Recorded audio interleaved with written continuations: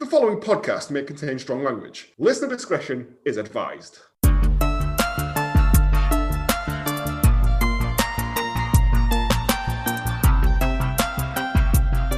Hello, and welcome to Hallmark of Greatness Last Orders, the podcast where we look back into the films our Hallmark favourite actors and directors would rather forget that they were ever involved with. I'm Joe, and with me for this very special episode, fresh out of accident and emergency after having several bridges fired at him by a drunk and confused James, it's Planty. Oh, bridges! That's my mortal enemy. And for the first time ever, he is the host of That Fking Show, the inventor of the Trust Me trousers, and general all-round good egg. It's That Fking Guy, Dean. Hello. How are you all today? It's better till I watch this. Yeah, I was going to say, this has brought me right down. If you want to follow us on Twitter... I rather enjoyed it. Really? Because I didn't. We'll leave that bit. Right. This week's film of fun that we've chosen to do for a very special reason that we'll come to at some point is...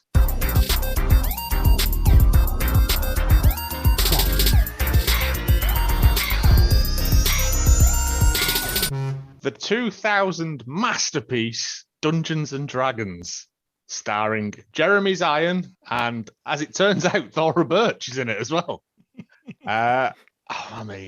It's bad.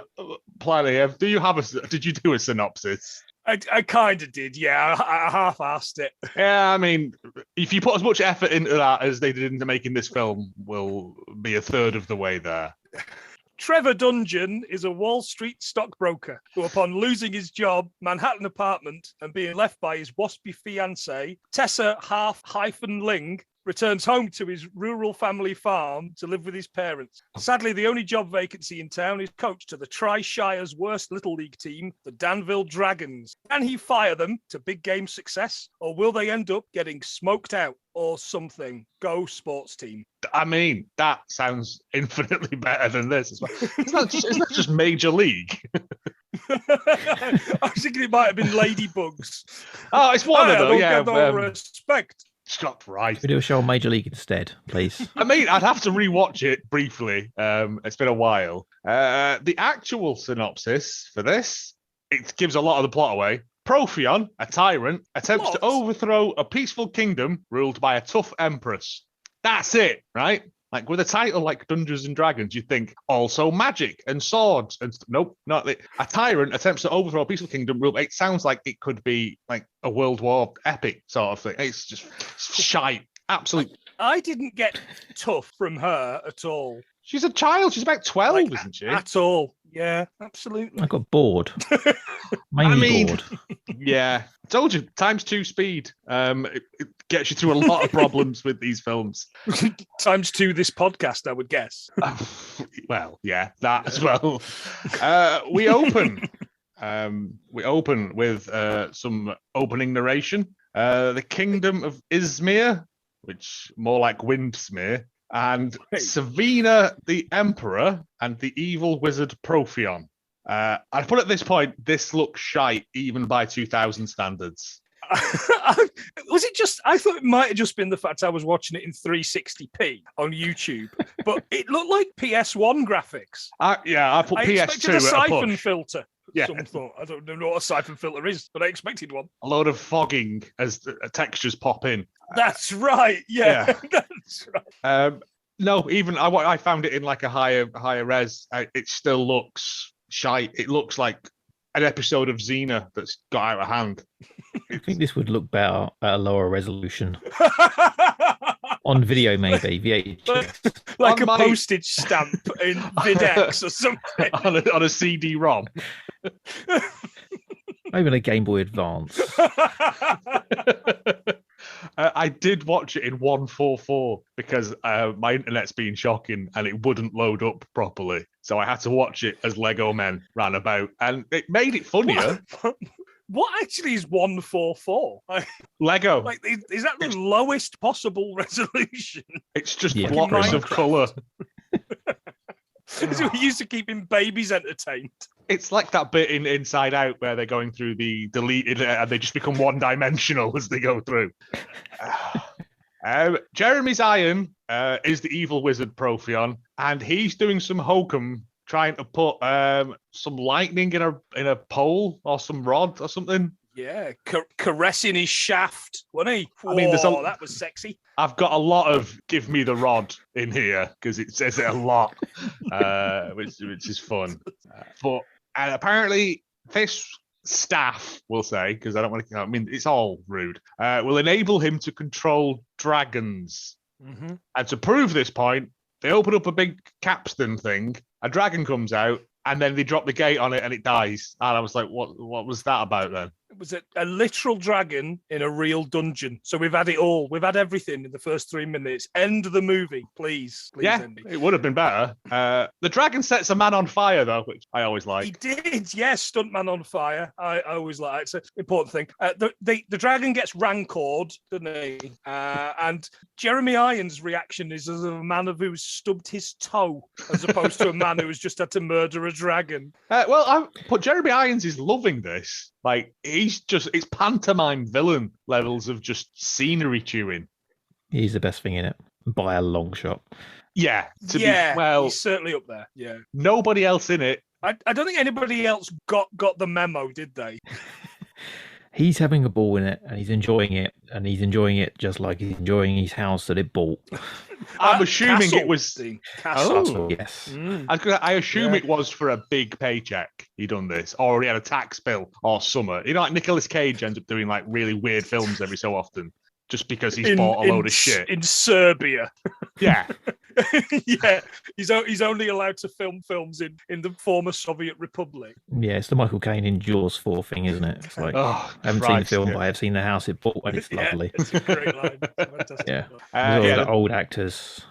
Did anybody pick up on what Jeremy's Irons' friend was called? Because I'd written down Derek R. I've just got Richard Fairbrass. I've got him as Minsk. Yeah.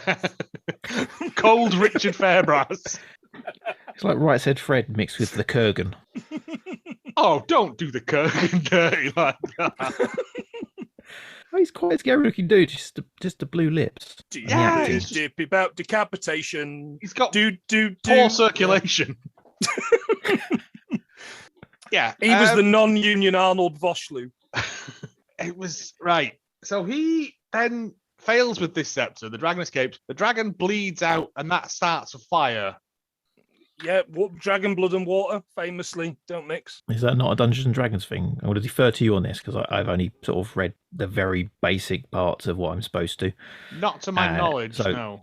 But so is any of this, and if it's like relative to Dungeons and Dragons, or is it just bollocks? It shares Dungeons and Dragons. It shares a name with it. There's a beholder in it later on. Yeah, I saw that. Yeah, and somebody says mage at one point. Yeah, they make jokes about intelligence, things like that. To my knowledge, no, I don't know. I mean, I don't know everything, but I don't think dragon's blood spontaneously catches fire because that's massively impractical, isn't it? If you're trying to give a blood transfusion, yeah, the dragon wars. Also, dragons are incredibly rare. But in this film, it's like fucking dambusters. Yeah. There's a beardy old man and a child walking around. Something about she's got a scepter as well. Yeah, I must have zoned out at this bit because next up I've got Wesley Crusher and that bloke out of Requiem for a Dream that gets racially abused in prison. So I must have missed that bit. Yeah. Jeremy's iron is trying to get the scepter off her for some reason. Oh, red dragons. She can do the red dragons thing. Oh, she can do the normal dragons, and he wants to do the red dragons. Yeah, he's got to get the scepter for the red dragon. She's got the one that controls the dragons. And the whole thing is she's in control because she has it, and they're limited in what they can do because she has it and she can kill them all. That's what I got from it. And they want to get off her, and the whole way he does it is go, oh, we should take it off. And everyone goes, no. He goes, no, we really shouldn't. They go, okay, then, let's do it. The least amount of campaigning for a war we've ever seen, really. I mean, there was some good CGI sort of Senate-style Star Wars stuff, but on a budget of about £8. She looks like a reject from Dune. I was going to put it's Lydia from Beetlejuice. If she went to Renaissance fairs. That's insulting to Winona Ryder. I mean, I'm currently watching the new series of Stranger Things, and they just have depressed Winona Ryder for everything. That's her role in it now. They've changed now, though. She's a little bit manic. Winona Ryder in this series. Oh, I'm a little bit manic, being funny, doing impressions. Winona Ryder. She's going to do some shoplifting. Oh, Jesus. She was under great mental duress at the time. Demonizing a woman for that, are we? Yeah. Do you remember when that was the worst thing that a celebrity could do? Shoplifting. All right, let's keep it light. Do you remember Gary Glitter? What was that about? Right. I'm not back to the tell film. You if you don't know. Don't Google it if you don't know. Or if you do, don't do it on a work computer. Omri Katz and one of the Wyans are climbing up to rob a magic school. Yeah? No? It's the Disney Princess Castle, isn't it? They're in Disneyland. I have no idea. Teach him a lesson. I think that was what it was. Just teach him a lesson. We're going to get some expensive stuff. And it's like, okay. I genuinely no idea. I don't know. Listeners cannot see us just shrugging at one another at the end of everything we say. There's just so little happening in this film the entire way through it. I stopped taking notes. It's like, oh, right, okay. Stuff happens. More stuff happens. But for no Magic reason. Stuff happens. Yeah. They get into this tower. They start looting stuff. An old man and a girl are in the next room, and one of them comes in, and then like, I don't fucking know. Like, she's a librarian. You can tell because she's got her hair tied up and she's got glasses on. Even in D&D, she become attractive if she takes them off and takes her hair out. But only if there's been a bet on if she can become attractive by the end of the mage school year. I mean, she has no paint on her, so that's one thing. Yeah, she like puts some sort of spell on them that holds them in place, and then Right Said Fred appears and murders the old man, but he throws a scroll at the librarian, who then goes through a wormhole with Jerry O'Connell from Sliders, actually, so that's fun. That's right, yeah. And they end Is up... that one Jimmy Olsen? It is Jimmy Olsen. Yeah. They didn't have they didn't have the racist. The dwarf they have in this one isn't the racist one out of Indiana Jones, though. No, but I still felt like the person they got to play the dwarf probably shouldn't be in films. I'd argue none of them should be in films. I mean, Irons, and most of them no longer are. I mean, if this was the only thing you ever done. That's sad. So yeah, they escape through this thing. They're in a town, but they're wanted now for scroll theft, I guess. Yeah, they get chased into this pile of rubbish with this dwarf who's living in the Fraggle Rock heap creature. You remember you remember Fraggle Rock? And then they escape through there, and then it's like cover all of the sewers, and then the next scene they're out of the sewers, and he's their friend. And he gets his hat shot off, doesn't he? That's how he befriends them. Is that Right Said Fred shoots his hat off, and then that's automatic. We're pals now. Apparently, fuck knows. Seriously, they're in an inn. I'm gonna just blast. Do like a neat little spin thing on the floor, like a Mortal Kombat sweep. Yeah. 8 weeks he trained for that. I think that's the only physical combat he actually had on. That's quite impressive. Yeah, I think it is. That's the only thing he does. He just gets electrocuted the rest of the time. Yeah, as you do. They go to an inn and they're arguing about, and it turns out this parchment is a map that Omri Katz, O'Connell, and the librarian fall into somehow. Because they said the magic words, Eleanor Sola Badara, which I think might be the name of the director's wife or something. I don't know. I mean, yeah, why not? Dwarf eats chicken in a fucking disgusting manner that made me feel ill. It was all stuck to his face. Now, at this point, I was thinking the Prancing Pony, as you would, because this is only a year before Fellowship of the Ring. The makeup and the monsters and all the props and everything in it make it look worse than Star Wars 77 Cantina scene. No, there's that purple guy with a big fanny on his head. Oh, well, we haven't quite got to purple Michael Caine just yet, but when we do, I'll be sure to take the piss out of him. This elf turns up at the bar and Marlon Wayans goes over to chat her up. And I instantly took a dislike to this character because she looks like the one that breaks up Alan Rickman and Emma Thompson's marriage in Love Actually. So she can fuck off. Oh, was she supposed to be an elf? It's got the ears and the short hair. Either that or a Manic Pixie Dream Girl. I'm not sure. I mean, I thought it could have. Yeah. Oh, it's bad. This is at all. So the bad uns turn up, don't they? And apparently, the best way to start a fight in a bar is just shout "bar fight," and a massive riot will erupt. People will just go, "Oh, fucking hell, here's a chance. Let's do it." And there's a fight. Is that the writers of the film going, we don't know how to start a bar fight, let's just do that? And they left it in there as like, okay, bar fight happens here. And they got to the set and it's like, we haven't written the script. Fuck it. Say bar fight. I'll fix it in post.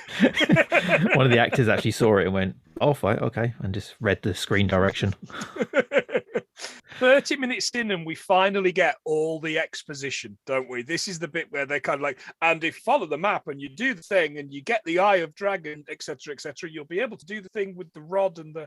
Right, okay, fine. Thanks very much for telling us, not showing us, which is the first thing I was taught at college. Make sure that you show them, don't tell them. Yeah, there's a lot of exposition dumping here. They need to get the eye of the dragon, which is held by the king of the tramps or the thieves or the gypsies. And the gypsies. The people of the town, at least. So, fuck knows. They go to see the king of the thieves and are met by non-union Alan Rickman in Galaxy Quest. Yeah. You were only supposed to blow its bloody wings off. Yeah, exactly. By Grabthar's hammer, I wish this film was over. And then this is just the same set as the bar set, just slightly differently put together. And we're in. And there's a line which just made me cringe, and it was, "If I ain't drinking, you ain't shopping." Because, you know, women be shopping, mages be shopping. They go in and meet the king of the thieves, and who would that be? It's Riff Raff.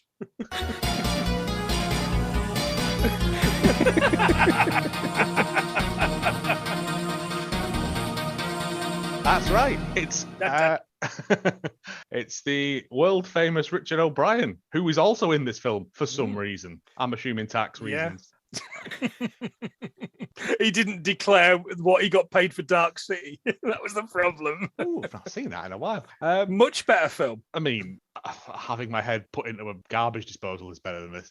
He is king of the thieves and says, "Oh, if you want this gem, it's in the center of my trap assault course. I've got a maze. Yeah. Not really a maze. It's just 3 bits, isn't it? It's 4 rooms. It's 4 rooms interconnected with some traps in each room. The Aztec zone, the industrial zone. Well, yeah.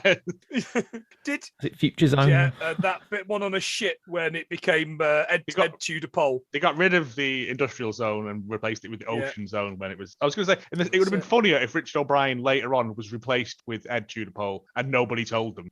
Like, same character, but just different actor. That would have been fantastic. There was a bit here, right? And it was only because I'd got to make a drink, and I came back, and I thought I'd missed something key and critical, of course. So I took it back. But what I hadn't realised, I'd taken it back to the same scene where they're talking about the shopping. And I don't know if you spotted it, but Marlon Wayans has got this stuffed cat that he gets from a market stall that looks like Stuffer from the Harry Hill show. Do you remember the? Yeah. Oh, hello, Mr. Harry. It's me, Stuffer. I mean, this. I'm hoping in the facts there was something about like why this film was made, because I was under the impression this was supposed to start like a whole. There's 2 sequels to it. I know that. I think it was supposed to start. I'm off all week. I could just do that. I think the other 2 were made for TV. Yeah. If you're going to do that, watch the cartoon. That's at least good. The Dungeons and Dragons cartoon. Yeah, I guess so. It's got a good theme tune. So they send. He's called Ridley. I found out as well. Your Omri Cat, Jerry O'Connell fella. Oh, I'd written Randall. I don't know why. It'd have been better if it was right. Randall Parker. Yeah. Oh, fuck all this. Let's go get some meat. Yeah, he's just not bothered. He has to go through this assault course. The first bit is some swinging choppers who are. Oh yeah, and he does a good job. There's these two blokes. I bet you he's dead in 40 seconds. I bet you 15. Yeah. And he jumps on these things, very nimble little Jimmy Olson. He gets I was through expecting them. Richard O'Brien to pull out the harmonica at this point. I would have welcomed it so much, but no, he's just laying around on a big gold cushion. Calling on his mummy. What was it? So it's the big choppers, and then it's the like eye room, the eye fire. Yeah, which it turns out you could just leg it down that room. Yeah, because that's what he does in the end, isn't it? He just legs it, and it's not even this is gonna sound like I don't understand how temperatures work. It's not even Bernie fire. It's not even like blue fire, is it, or white fire? It's just a fucking like you get at a sporting event when they come running out. It's pyro. Yeah, you could just run through that, barely getting anything. Exactly, which is what he does. The running man, it ain't. He runs out of time because the wall starts moving behind him in classic trap format. He does a cool dive through the thing. Doesn't leave his hat behind, which would have been fun. And then there's like another room where some other fucking trap happens. I don't know. It's falling on him. It's coming down on him, and he notices this glass sands of time, and he smashes it. And because if you break a clock, actually time just stops. That's how it works in reality. Just so you know, lads. Really? All right. Go and break all the clocks in your house, and you'll never age. Stop all the clock. Fuck it, yeah. And then Jimmy he wins. picks up his crystal. Yeah, he gets his crystal. That's 5 seconds of time in the crystal dome. But his other party members have been locked in, so he's going to buy them out. Yeah, he got right. And then like Richard O'Brien's like, give me that thing that I put in there because it's mine. And he's like, no, I've just won it. That was the point of the assault course, wasn't it? Then Right Said Fred shows up. Richard O'Brien goes, who are you? Do you know who I am? This is shit. This is absolute fucking garbage of the highest order. They have a fight. More fighting ensues. They escape somehow. I don't know. Fucking.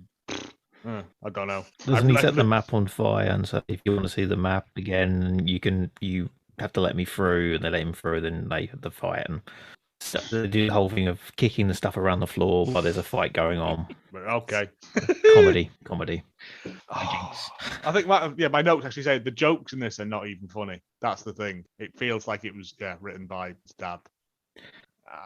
The next TV type jokes. Yeah, but there's blood in this. Like there's death. Then my next notes are just CGI Beholder from a PlayStation 2 game. Because I don't know what happens here. A beholder that's really easily confused when you just throw a rock past it. Yeah, well, that's not true either. They have to go to the castle for some reason.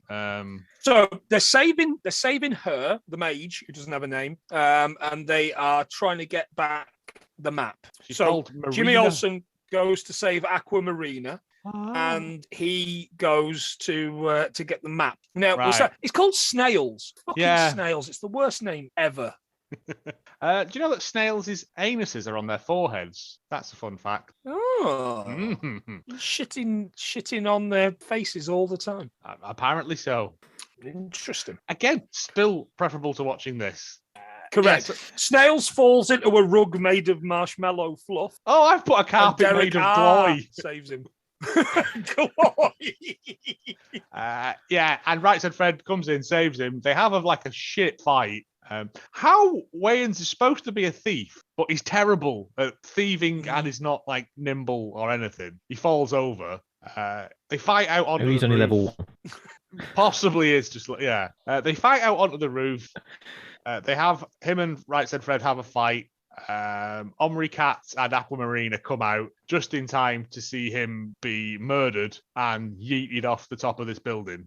Yeah, and the music at this point is the worst Imperial March knockoff I think I've ever heard. I'm amazed they actually did this though. It's like such a light, fluffy, stupid film, and they go for humour, and they suddenly kill off the comic relief. It's a brave move. Yeah, but he wasn't very funny, so he's trying at least. He's trying very hard. But yeah, they do that, and then they have Jimmy Olsen's Oscar scene. Yeah. It feels like fucking that should have flashed up at the bottom, yeah. for your consideration. Right said Fred comes towards him and they escape into another fucking wormhole. And just leave snails to be eaten by wolves or like badgers or whatever. But you don't need to worry about it because it wasn't really him. It was a dummy of Marlon Wayans that they threw off a cliff. I mean, I wouldn't have heard it. Their wolves don't eat dummies. What you missed out the fact that Aquamarina magic missiles Derek are before she does that. He gets proper magic missiled. Oh yeah, he thought he gets hit by purple stuff and falls over briefly. Yeah, and we've missed the fact that at some point earlier on he got Wrath of Khan in his ears, didn't he? With the there's that weird shit that goes into his head, his ears, and does the What I have no idea what was going on there at all. That's never explained. It didn't actually come back either because it's like he's unwilling to do it. Yeah. Mm-hmm. I'm a subject of the Emperor or the Empress, and I want to protect her, but he's making me do it. And you think there's going to be like a reprieve at the end. But, nope. Again, a lot of stuff in this doesn't pay off. Because that's how he gets the information out of her, isn't it? Is that he sticks his brain dicks in her ears. Yeah. Mm-hmm. Lovely. What you want in a kid's film. Bit dodgy. Well, I mean, fuck knows. Also, Omri Katz has been stabbed at this point as well. But then, he didn't just murder him straight off. There's always this gloating, isn't there? Yeah, absolutely. So he escapes and he gets healed. And I'm like, is that Tom fucking Baker? Yeah, yes, it was. The only other bright spot in this film, other than Richard O'Brien, is Tom Baker, and he's not even in it. Three lines, and magic is part of the elves. Bye. That's it. Can I cash my check now, please? Yeah. It's a Dog Tooth Allen casting, isn't it? It's got to be. Ever since the Little Britain money dried up, it's been hard for Tom. There's a bit here where Thora Birch is again having another Senate conversation, and it looks like her dresses and lines are ones that weren't good enough for last year's Phantom Menace. It's an absolute disaster. She's got this stuff coming out of her hair and all this kind of stuff. I've just really wanted them to get to the bit where she locks Lawrence Fox in a wartime bunker and Keira Knightley shits herself to death. Oh no, that was a different Thora Birch film. Yes. She's got like a gold foam trident up her back for some reason. It's a mess. Oh, this is the elf lady from before is there with incredibly titty armor on. She's got like metal bra on a chest plate. She's got to fold them into that, I guess. Then a lot of other shit happens. Like Marina and Thingy do some kissing because they're friends now. They're watched by this textureless thing that looks like shit. It looked like the metal that the T2000's made out of. Oh, I think that's supposed to be Right Said Fred's like familiar or something. Right. Okay. Because they always know what's going on when that's about. Yeah, because I think he pushed snails into the gloy. So, I mean, that's a sentence. Oh, right. It? Okay. I didn't spot that. Fuck knows. Does it matter? Right. They go to this fucking cave where this scepter to control the dragons is. He puts the eye into like an incredibly paper mache looking dragon, and then it goes all Cave of Wonders. He slides down the set from the Goonies, the little slide in the Goonies. He's in that as well. Then there's this monster. Why do you disturb the rot of several? Who are you? Well, I'm fucking several, of course. It's pretty much the line. I'm a skeleton. This is my rot. Yeah, that was pretty good. I liked the skeleton because it was a practical special effect. Yeah. At this point, though, Thora Birch has decided to attack the city. I don't know. Just where that Profin bit with all live? the nasty wizards. Yeah, because he's got a gang of them now, hasn't he? He's got a crew together. Yeah, they're all finger clicking. So they're attacking that, and then they're firing fireballs at them, and then they run out of fireballs, so they just start using harpoons, which I would have led with that, but okay. And then he sends he gets her attacked by some skeleton ghost, which ends up buggering her. Yes. Wasn't nice at all. Wasn't appreciated. But meanwhile, back in the awesome throne room, he has this rod of dragon control. He comes out. Right Said Fred's there. He's got Aquamarina, and he's like, "Give me the rod, or I'll fuck her up." And he's like, "Yeah, okay, here's the rod." And he's like, "Peace." Right, I'm going. Takes it back to Jeremy's Irons, who now summons red dragons. Fight. Like fucking Rain of Fire. A better film. Infinitely better film. Thora Birch decides to put on like some gold chainmail headpiece, flies around on a dragon for no reason, just so she could get involved, I think, and is targeted I by think that's the red worst dragons. CGI of the film is when she's on the back of the dragon. Well, she goes, fire! And there's a lot like of bad CGI in it. Yeah. Yeah. There's a lot of bad CGI in the film, but that is the worst. They all somehow manage to appear on this fucking tower. Like, everyone shows up. Booby elf lady, the dwarf who has done nothing in this film and does nothing now. Yeah. Because Jeremy Irons electrocutes them all. They have a bit of a fight. Jeremy Irons gets a trident from somewhere, and they have, he's then going to kill someone. Oh, well, Jimmy Olsen gets the magic sword from the elf. Yeah, and then don't worry about it. They weren't. And then he gets a red dragon to eat Jeremy Irons, and then it ends. That's the battle. And I was the film. I was no less disappointed by the kind of the post kind of sequence, which was they're stood at Snails' grave, and for some reason Wesley's dressed as the Fonz. I'm not entirely sure. It looks like he's out of mud or something. And he's like, right, well, I guess I don't know. Oh, he smashes the fucking rod though, doesn't he? Like, yeah. Therefore, Because he making doesn't need it anymore. Therefore, making the whole sort of bit of the film sort of redundant. The whole quest for the rod, and then you get it and you just smash it on the floor. It's a bit of a letdown, isn't it? He puts the ruby on the grave, and that's the quest I want. Go into a non-haunted graveyard and take a priceless jewel from a grave which isn't being guarded by anybody. Sounds like a piece of piss, doesn't it? Let's do that. In D&D world, you know what you did. Yeah. Put some of that on. Fucking easy. This is where you find out, come on, we've got to go. You're about to be knighted. Wait a second, he's getting knighted dressed as a BDSM Danny Zuko. That's it's the leather daddy guard. Yeah. And then all of a sudden the ruby lights up, and for some reason the name goes off of the grave, Snails, and Busty McAlpherson turns to him and says, "It's okay, he's waiting for you. Now it's time to use your gift." And then they fuck off as sprites or something, and they're gone, like F-Zero or something. Don't worry about it, because at this point I was completely checked out. I had no idea what this end sequence was about. So were they all dead? Was it a Jacob's Ladder style situation from the start? Fuck no.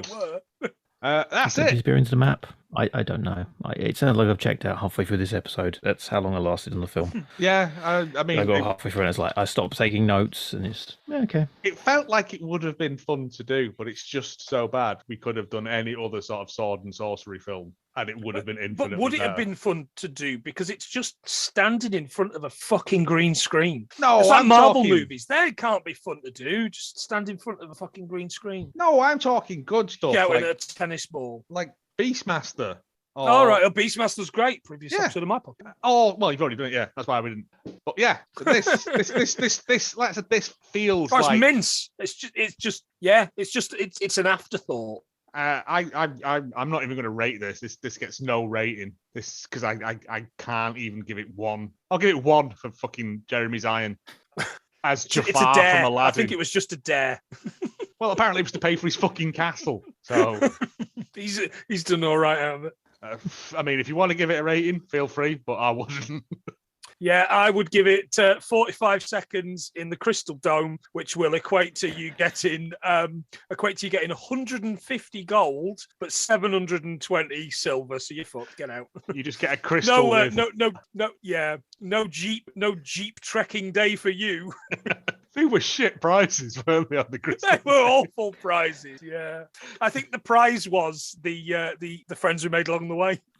Yeah, because except for the friend that got locked in and we never released. No, because now it's people that work together, but back then I think it was just random people put together. So you'd be like, okay, you're on a skydive. I don't want to spend any more time with these fucking people. No, you all got a different one. You got a different thing each. So Trevor, the accountant, got the chance to shoot endangered species.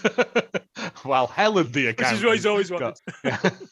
I mean, Dean, maybe you want to rate it or just like cast it into the fires of the 7 layers of hell? That sounds about right. I mean, I like bad movies, but no, I couldn't. No, I can't recommend this to anybody. No, it's -stars. I said that's the thing. It's not a bad movie. It's a terrible movie, if that makes sense. Mm. Like, there's nothing It's not like you redeeming can about even it. watch it and laugh at. Yeah, you can't even laugh at how bad it is. Yeah, Like you said at the start, it's like a 90s fantasy TV show. Yeah. Except it's got probably twice the budget, 3 times the budget. I mean, if it had a budget. Fucking hell. Planty facts. Yeah, I've got. £45 million, this budget. What did they spend it on? Mr. Video? I don't understand. Giants. How much does a castle go for nowadays? I don't know, but yeah, so 45 million it cost to make in dollars. Any guesses what it grossed domestically? So that's US and Canada only combined. 25 quid. I'm gonna guess somewhere about 10 million. 15 mil, and it made 38 mil total worldwide. So it didn't make its money back, and I assume nobody was going out to buy the DVD for this. No. Does it even have a DVD? Has it made it that far? Possibly not. They've all been pulped. Alan Partridge's book. So, Like safe to word say, porridge. director Courtney Solomon had the last laugh. Director Courtney Solomon, it was his first film. Strangely enough, not his last one. I was quite surprised by. He acquired the exclusive rights from Tactical Studies Rules, who owned the rights to making it into a film. In 1990, when he was 19, it took him 10 years to raise the funds to make film. He's made a lot of made-for-streaming trash since, including that Sylvester Stallone movie, Bullet to the Head, or whatever it's called. Oh, really? Yeah, but he produces now. He doesn't direct. And in fact, he had no intention of directing this anyway. He was only ever going to produce it. But the head of TSR, Lorraine Williams, vetoed every one of his choices, one of which was legendary Oscar-winning director Francis Ford Coppola. Wow. Dodged the bullet there, didn't it? Was this the case of like he picked up the IP when he was young and it's like a really good business move and you should just sell it on? Yeah, that's right. Yeah. That's exactly what you should do. Yeah. I'm just looking at his IMDb now. There's a 2023 Dungeons and Dragons film in production that he is producing, Well, because he owns the rights, I assume. and a Red Sonja film. This could. What? Yeah. What do you do if you like a woman? I grab her and I take her. Oh. Great. And Fantastic. he was also the producer on all of the Universal Soldier films that weren't the good one. Yeah, I did spot that. As far as actors in this, we've of course already covered Justin Whalen, who was Jimmy Olsen, and we've covered Snails, Marlon Wayans. Jimmy Olsen, by the way, in the 1990s New Adventures of Superman. Like Dean Cain, he's not been seen since 2009. I assumed it was because he was dead, but apparently not. He's just stopped acting. Isn't Dean Cain a bit of a problem nowadays?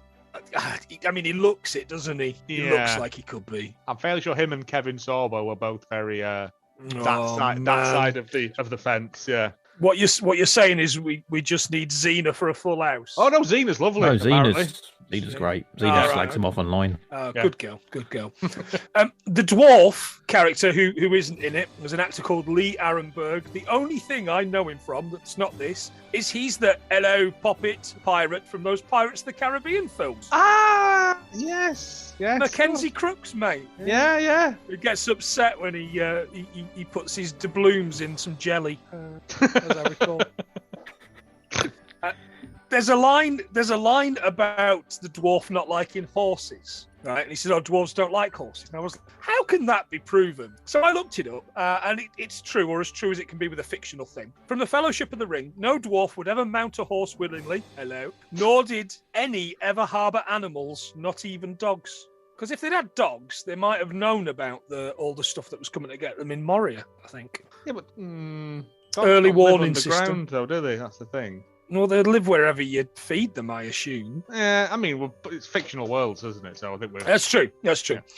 Tom Baker, I assume, was paid for his 3 hours worth of work in this film. What I can tell you about Tom Baker is he was a monk from the ages of 15 to 21. And in his autobiography, which is a lot of fun, by the way, he talks about wondering what all the other monks' cocks look like under their cassocks. See, you don't get these kind of facts anywhere else. Apparently not. Dragons, of course, are not real, sadly, but you can buy bearded dragons, or Pagona, as the genus is called. And this is a James fact. I've done this in honor of our missing comrade. Loving it in the Med. Bearded dragons, 100 quid each at pets4homes.co.uk. Sounds a bit dodgy, but so what? So for the 45 million that this costs, you could buy 4,500,000 bearded dragons, which would surely fuck up Jeremy Irons. I mean, yeah, isn't it like that thing of like there are only 40,000 cats in Scotland or something? One of those, spurious facts everyone in Ireland would have to fight a kangaroo to death or something.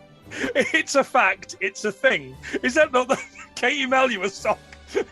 I mean, it's spurious. 45,000 cats in Scotland. I can't remember the thing. I'm fucking tired. I have to sit through this film 3 times. There were 5 million bicycles in Beijing. It's a fact. It's a thing, and it's not. It's not a fact. It's not a thing. It's been disproven a number of times. It's lies from lies from a woman who played a gig under the sea. That's what it is. What? Do you not know? Katie Melua was the first person to play a gig under the sea. No, Sebastian the Crab was. No, but a real person. They leave her under there. I've heard of her since. Yeah, she's in one of these domes under the sea. Why?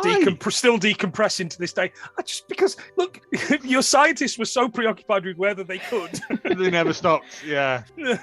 The last thing I saw her in was, Grindhouse. Yeah. It was the fake trailers. She's in the Edgar Wright one. Is she really? She's in Don't. Yeah, she's in that. It's the last time I heard her name. Yeah. Oh, I'm going to have to watch that again.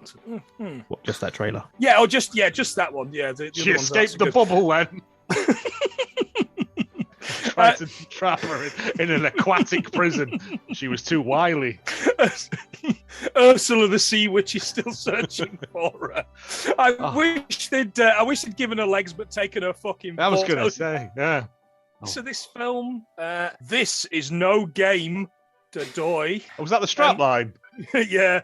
Adventure hinges on more than just the throw of a dice. Jesus. Adventure will never be the same. No, certainly it will be worse. The game has just begun. Wait a minute, you said it wasn't a game.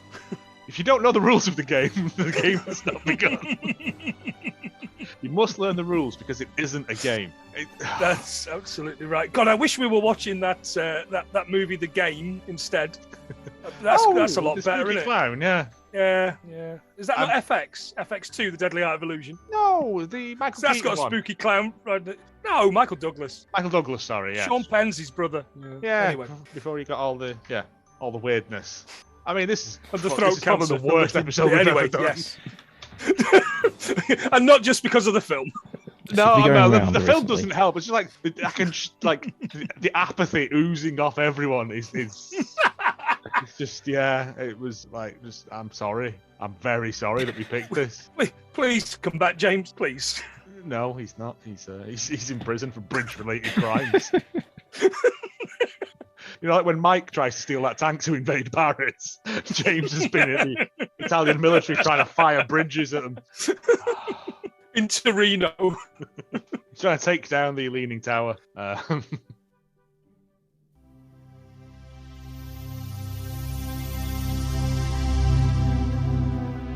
Anyway, reviews and that, 1 out of 10. Don't Waste Your Time by Dream Demon. As an avid D&D role player and obsessed fan, I couldn't wait for this movie to come out.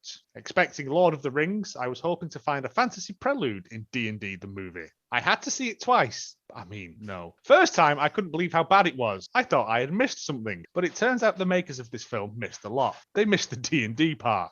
This movie makes a mockery of the game and any plot imaginable. There is no acting. Well, there is. They're acting. They're not really in it. No plot. The spirit of D&D is completely trashed. One of the worst parts is the Wyans guy who plays a Brooklyn rogue wannabe, which is pointlessly killed in the middle of the movie. The characters are hardly believable, not to mention the entire action and party. What? Okay. A dwarf that barely has a role. A cute drow. Oh, she's supposed to be a drow. Okay. Which also has no point in being there. The movie barely adds up to 1 out of 10, and that's only because the dragon fight at the end is almost nice to watch. Oh dear. I mean, the only 10s out of 10s I could find for this were sarcastic ones. So, and finally, just because it's got a fun name, Why Does God Hate Me? By Stephen King Cook, as in Cookhold.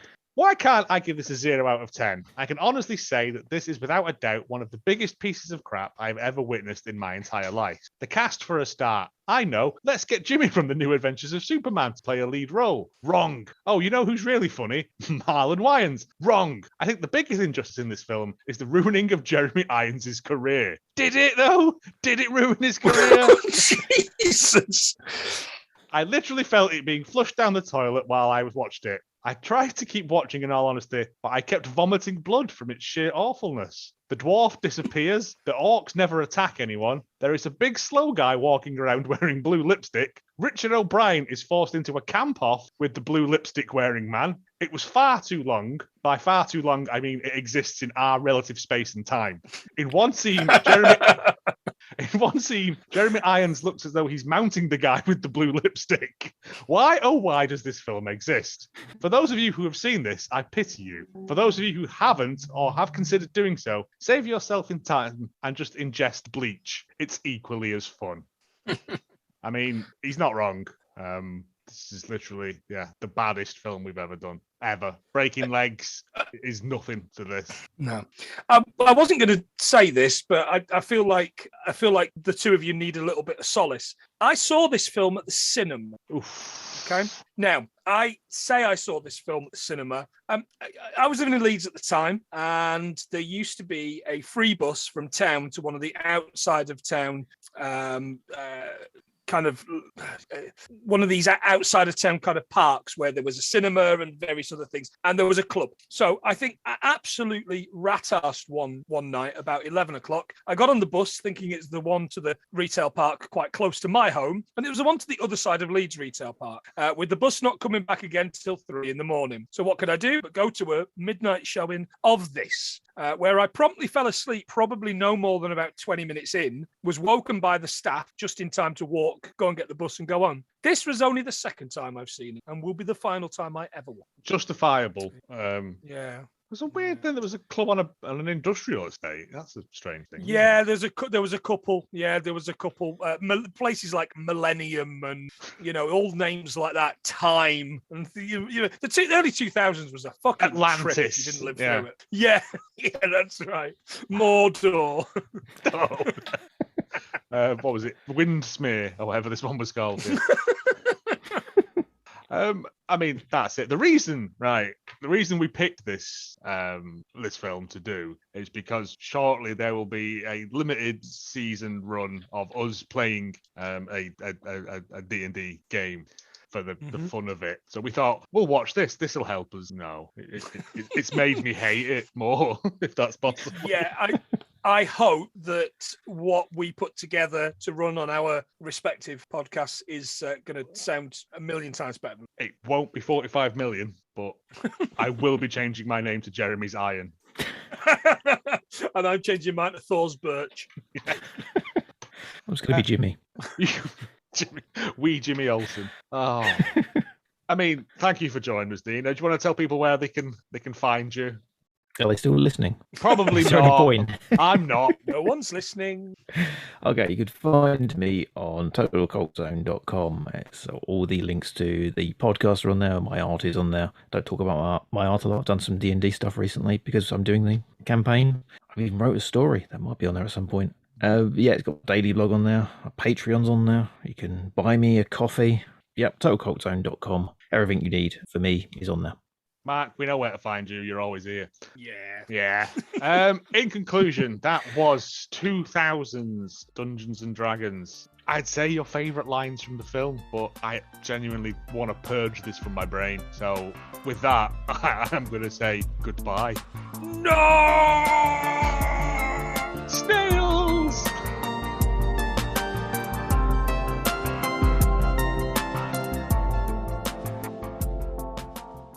Okay, it's retro console. PS3.